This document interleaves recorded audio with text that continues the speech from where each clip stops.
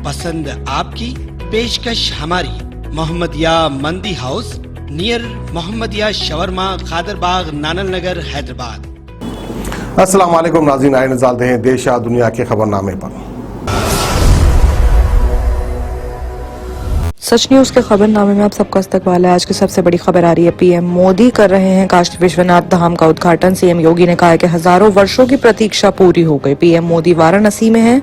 आज वो काशी विश्वनाथ कॉरिडोर का धाम करने जा रहे हैं। इस मौके पर केंद्र और यूपी सरकार ने विशाल और व्यापक कार्यक्रम बना दिए हैं। इस प्रोग्राम में शामिल होने बीजेपी शासित राज्यों के 12 सीएम और 9 डिप्टी सीएम वाराणसी पहुंच गए हैं। सीएम योगी ने कहा कि 1000 साल तक बाबा विश्वनाथ का धाम विपरीत परिस्थितियों में रहा है। उन्होंने कहा कि हजारों सालों की प्रतीक्षा पूरी हुई है। ऐसा कहा जाता है कि माँ गंगा या तो भगीरथ की जटाओं में उलझी है या फिर काशी के मणिकर्णिका घाट पर उलझी रही, लेकिन आज प्रधानमंत्री मोदी के प्रयासों से आज हमको ये तोहफा मिला है। काशी ने बहुत कुछ देखा है। 1000 साल बाबा का धाम विपरीत हालत में रहा। इंदौर की महारानी अलियाबाई होलकर ने यहाँ के लिए योगदान दिया है। सीएम योगी ने कहा कि काशी में बाबा विश्वनाथ के धाम का पुनर्निर्माण अयोध्या के मंदिर निर्माण का ही हिस्सा है। हम सबका सौभाग्य है कि बाबा विश्वनाथ आज नए स्वरूप में आ गए हैं। काशी विश्वनाथ मंदिर में पूजा अनुष्ठान के बाद पीएम मोदी ने काशी विश्वनाथ मंदिर धाम परिसर के दर्जनों सफाई कर्मचारियों पर पुष्प भेजे। पीएम मोदी घूम घूम कर सफाई कर्मचारियों के पास पहुंचे। इसके बाद पीएम मोदी ने सफाई कर्मचारियों के साथ फोटो भी खिंचवाई।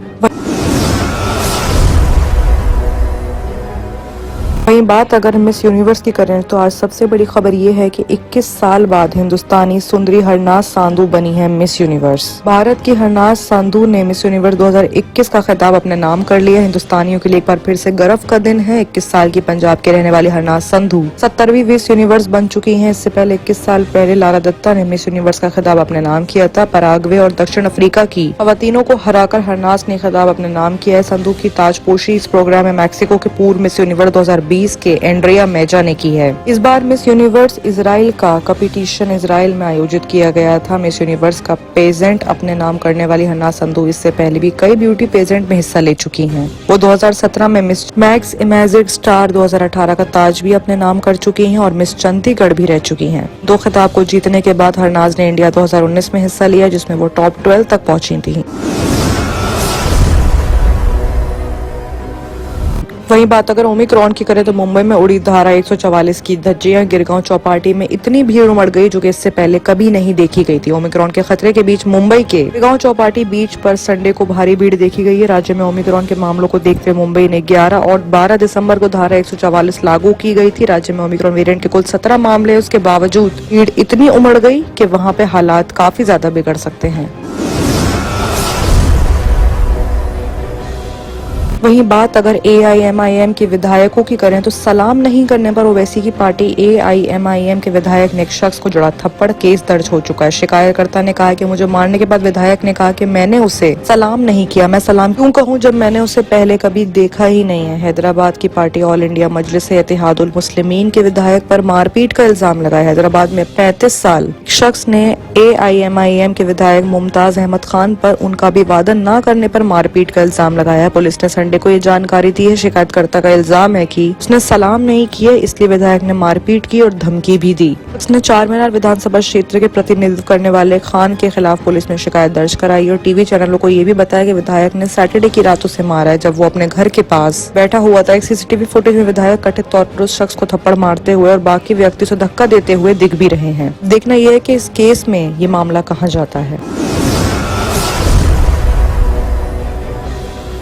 वहीं दिल्ली में फिर से बढ़ने लगे हैं कोरोना वायरस के एक्टिव केसेस। मरीज कोविड प्रोटोकॉल को फॉलो करें, ऐसा दिल्ली सरकार का कहना है। दिल्ली में एक बार फिर से कोविड के एक्टिव मरीजों की तादाद बढ़ने लगी है। एक्सपर्ट का मानना है कि अभी दिल्ली में कोविड नियंत्रण में है। सर्दी के मौसम में वायरस इन्फेक्शन का खतरा बढ़ना आम बात है। इस मौसम में वायरस को फैलने में मदद मिलती है, लेकिन इसके बाद के हालात अभी फिलहाल कंट्रोल में। वहीं एक्सपर्ट का ये भी कहना है कि संक्रमण बढ़ने के जो ऑर्डर्स मिल रहे हैं, संकेत मिल रहे हैं, उसके लिए जरूरी है लोग सोशल डिस्टेंसिंग और प्रोटोकॉल को फॉलो करें। दिल्ली में ओमिक्रॉन के भी 1 से 2 मामले सामने आए हैं जो कि पंत अस्पताल के हैं। ऐसे में पूरे देश में 17 केसेस भी हो चुके हैं ओमिक्रॉन के और दिल्ली सरकार ने फिलहाल के लिए स्कूल्स और कॉलेजेस भी बंद कर दिए हैं। और आइए अब बात करते हैं इंटरनेशनल खबरों की, जहां पर सबसे बड़ी खबर आ रही है ऑस्ट्रिया से, जहां पर लॉकडाउन के खिलाफ आक्रोश में दबाव सरकार भी आ चुकी है। ऑस्ट्रिया की राजधानी वियना की सड़कों पर 44,000 लोगों का प्रोटेस्ट चल रहा है। सरकार ने देश में लॉकडाउन हटाने के लिए ऐलान किया है। वियना में 40,000 से ज्यादा लोग सड़कों पर उतर चुके हैं। सरकार विरुद्ध तख्तियां ली गई हैं। एक तरफ कोरोना का कहर जारी है, दूसरी तरफ कई देशों में कोरोना पाबंदियों का विरोध हो रहा है। ऑस्ट्रिया की राजधानी वियना में कोरोना टीके अनिवार्य किए जाने और टीका नहीं लगवाने में घर में लॉक रहने के नियम के खिलाफ संडे को फिर से प्रोटेस्ट हुआ है। लोगों ने सड़कों पर मार्च निकालकर नारेबाजी की। कुछ लोग नारा लगा रहे थे कि वैक्सीन फांसीवाद मंजूर नहीं है। बाकियों ने लिखा है कि मैं नव नाजी गुंडा नहीं हूँ। बाकियों ने ये भी कहा कि मैं आजादी के लिए वैक्सीन के खिलाफ लड़ रहा हूँ। कई जगह प्रोटेस्टर्स ने आग जाने की कोशिश भी की है, जिससे उनकी पुलिस से जगह जगह झड़प भी हुई है। पुलिस ने ये भी बताया कि सैटरडे को अनुमानित 44,000 लोगों ने प्रोटेस्ट में हिस्सा लिया। इन प्रोटेस्ट के चलते ऑस्ट्रिया सरकार दबाव में आ गई और संडे को देश भर में कोरोना लॉकडाउन हटाने का प्लान भी हो गया है। 73 साल की दूरियां मिट चुकी है। नफ्ताली बेनेट ने दुबई पहुंचकर इतिहास रच दिया है। किसी इजराइल पीएम की ये पहली ऑफिशियल यूएई विजिट है। इजराइल के प्रधानमंत्री नफ्ताली बेनेट ने संडे को दुनिया को चौंका दिया। बेनेट ने संडे को सुबह बताया कि आज वो अरब अमीरात जा रहे हैं। इजराइल और यूएई के बीच डिप्लोमेटिक रिलेशन शुरू हुए, अभी कुछ महीने ही बीते हैं। माना जा रहा है कि बेनेट ने ये विजिट दोनों देशों के रिश्तों को मजबूत करने के लिए बड़ा कदम उठाया है। कुछ मीडिया रिपोर्ट्स का दावा है कि बेनेट ने इस विजिट के बाद सऊदी अरब भी जल्दी इजराइल के साथ कूटनीतिक रिश्ते बना सकता है।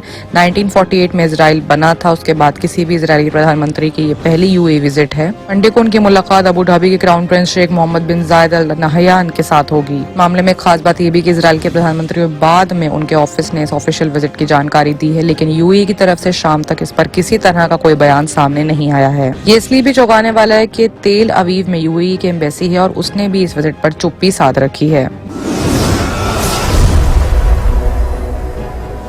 बात अगर सऊदी अरब की करें तो सऊदी अरब में तबलीगी जमात पर बैन लग चुका है। सरकार ने कहा है कि अगले जुमे से पहले मस्जिदें खाली करो, जमात आतंकवाद का एंट्री गेट है। सऊदी अरब ने तबलीगी जमात पर बैन लगा दिया। न्यूज एजेंसी के मुताबिक सऊदी अरब सरकार के तबलीगी जमात को आतंकवाद के दरवाजे में से एक बता रही है। साथ ही सरकार ने इस जमात पर लोगों को अगले जुमे की नमाज से पहले मस्जिदें खाली करने के ऑर्डर्स भी दिए हैं। सरकार की तरफ से ऑर्डर्स में कहा गया है कि अब से जुमे की नमाज के दौरान लोगों को तबलीगी जमात से मिलने की जरूरत नहीं है। साथ ही उनसे किसी भी तरह का कनेक्शन रखना जरूरी नहीं है। इसमें आगे कहा गया है कि संगठन समाज के लिए खतरनाक है और देश में आतंकवाद के दरवाजे खोलने का दमखम रखता है। सरकार की तरफ से मस्जिदों में तबलीगी को लेकर लोगों को जागरूक करने की अपील की गई है। लोगों को ये बताने के लिए कहा गया है कि तबलीगी जमात क्यों और कैसे समाज के लिए खतरा है। सरकार का मानना है कि तबलीगी जमात के गलत कामों को लोगों तक पहुंचाया जाना चाहिए। लोगों को लगातार इसकी जानकारी दी जानी चाहिए। इससे समाज तबलीगी की अहमियत कम हो जाएगी। तबलीगी से जुड़े लोगों पर ये इल्जाम लगाया कि उन्होंने देश में कोरोना की पहली लहर के दौरान खतरा और बढ़ा दिया और अब सऊदी अरब ने तबलीगी जमात पर बैन लगाकर कड़े ऑर्डर्स दिए हैं। बाकी की तमाम खबरों के लिए देखते रहिए सच न्यूज।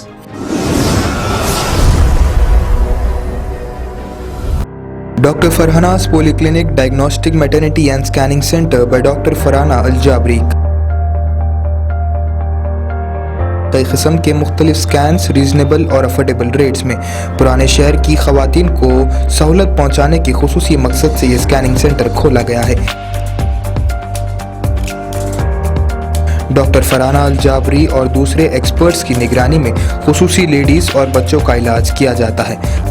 एड्रेस याकुतपुरा, बड़ा बाजार, जफर रोड, हैदराबाद। स्क्रीन पर दिए गए नंबर्स पर कांटेक्ट करें।